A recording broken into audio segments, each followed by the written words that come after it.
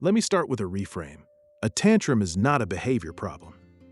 This is not a popular statement because the entire architecture of Western toddler parenting is organized around the premise that it is. The tantrum happens, the parent responds to the behavior, redirecting, distracting, timing out, waiting it out, applying consequence, or some combination. The goal is to stop the behavior. When the behavior stops, the episode is resolved, at least until the next one. Japanese parents don't start from this premise. They start from a different one entirely, and the difference in the starting premise produces a measurably different outcome in how often tantrums occur, how long they last when they do, and what a child looks like emotionally at age 4 versus age 8.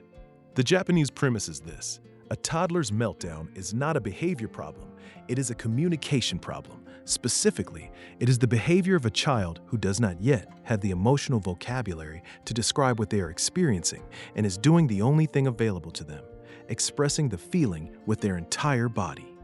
This sounds like semantics. It isn't. When you start from the behavioral framing, the tantrum is the problem. The intervention targets the surface, stop the behavior. When you start the sai, the afferige de cue, the tantrum is an attempt to communicate something the child can't yet say. The intervention targets the root, build the language. Building the language is harder and slower than stopping the behavior. The outcomes it produces are in a different category entirely. The scientific underpinning of the Japanese approach has a name that comes from Western developmental psychology, not from Japanese tradition: emotion coaching. The term was developed by John Gottman, the psychologist whose research on relationships is among the most cited in the field, through work he began doing in the 1980s and 90s with families, not couples, but parents and children.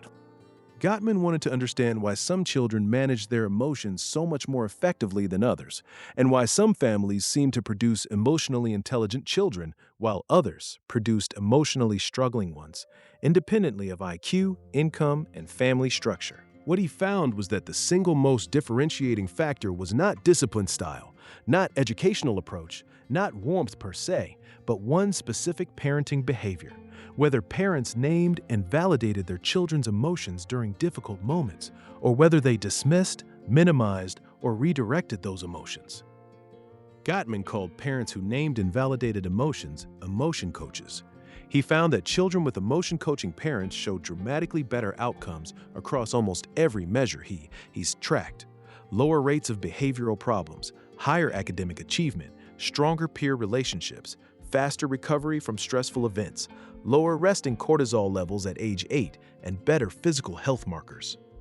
The children with dismissive or reactive parents, the ones who were told "you're fine" or "stop crying," or who were sent to their room to collect themselves, showed the inverse pattern across most of these measures. The study followed families for years. The differences between the two groups didn't fade, they widened.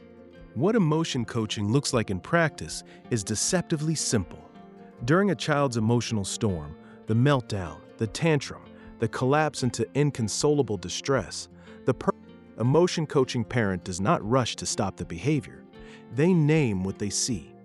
"You are so upset right now. You wanted to stay at the park and we're leaving, and that feels terrible. I can see you're really frustrated. You're angry because I said no, and that's a hard feeling, not agreement with the behavior, not permission, just recognition. The feeling is real. The feeling is named. The feeling is seen."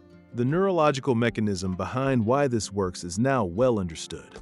The limbic system, specifically the amygdala, the brain's threat detection and emotional processing center, is where the emotional storm originates. During a full toddler tantrum, the amygdala is in high activation. The stress hormones are flooding.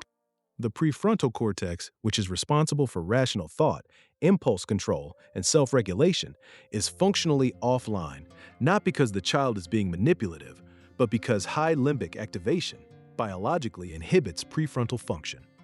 This is true in adults as well. It is far more pronounced in toddlers, whose prefrontal cortex is in the earliest stages of development and has very limited capacity to override emotional activation under normal circumstances, let alone under high-stress ones. Here is what emotion labeling, naming the feeling, does to this system. Studies using neuroimaging Primarily fMRI research conducted at UCLA by Matthew Lieberman and colleagues have found that the act of labeling an emotion activates the prefrontal cortex.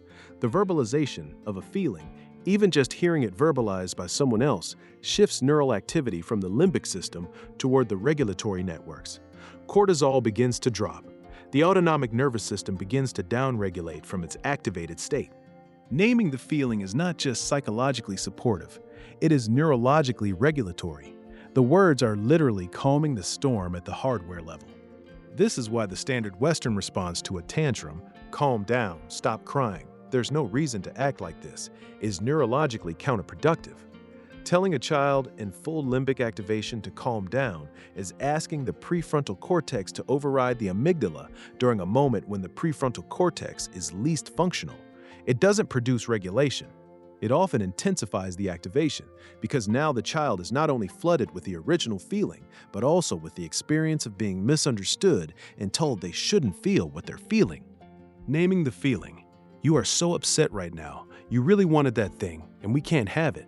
That's genuinely hard. Does the opposite. It provides the prefrontal activation that begins to bring the amygdala back down. It communicates that the feeling is known and not threatening. It reduces the defensive escalation that comes from feeling misunderstood. Japanese parenting culture has an orientation toward this kind of emotional attunement that predates any scientific understanding of why it works. It traces back to the same Amai philosophy that shapes infant care, the deep assumption that the caregiver's job is to understand the child's internal state and respond to, not merely to manage the behavioral expression. Japanese mothers in research observations are consistently more likely to narrate their child's emotional state aloud than Western mothers, not as a technique, but as a default way of engaging. You seem sad today. That disappointed you. You're embarrassed because everyone saw. The emotion is noticed, named, acknowledged, without the expectation that it needs to be fixed. There's a word in Japanese parenting philosophy, kodomo no kimochi, meaning the child's feelings, that carries a cultural weight that doesn't translate cleanly. It describes the practice of attending to the inner life of the child as a primary parental responsibility, not their behavior, not their performance, their feelings. Taking the feelings seriously enough to name them, even when they're inconvenient, even when they're frustrating, even when the child is screaming in a grocery store. The cultural instinct is that a child's feelings, fully received and named, lose their urgency faster than feelings that are suppressed or redirected, that a child who feels understood has less reason to escalate, that the tantrum, met with recognition rather than resistance, runs its course faster and leaves less residue than the tantrum met with control. This is not permissiveness, it is precision. There's a crucial distinction between validating the feeling and approving the behavior. You're furious because I said you can't have the toy, and that's a real feeling, does not mean the toy gets purchased. The limit holds. The feeling is received. Both things are true simultaneously.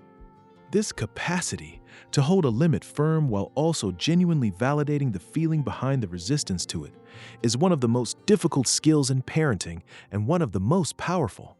It produces children who don't experience limits as attacks, who learn over hundreds of repetitions that feelings can be held and named and survived without the world ending, who develop gradually and durably the capacity to do that naming themselves. The long-term outcome is what Gottman's research documented, and what anyone who has raised children with this orientation experiences directly.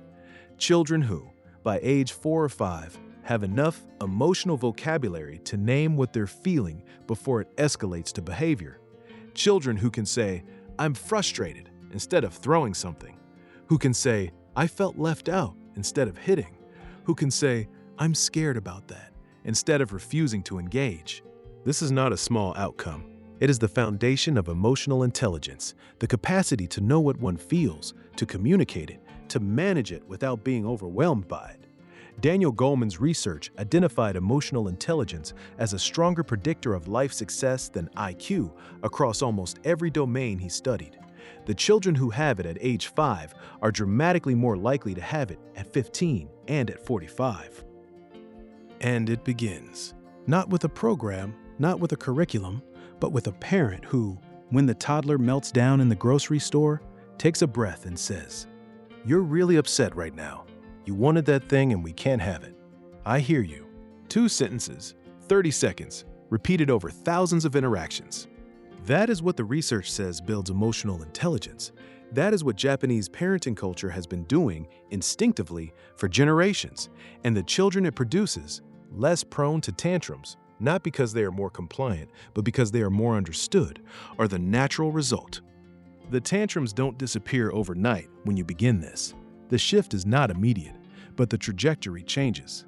And within weeks, most parents using this approach begin to notice something they didn't expect: a child who escalates less quickly, a child who, once escalated, comes down faster, a child who occasionally, in a moment of frustration, uses a word for what they're feeling instead of using their whole body. That word is the most important thing they'll learn all year, and it was taught not by a lesson, but by a parent who named it first, every time, until the child had the language to name it themselves.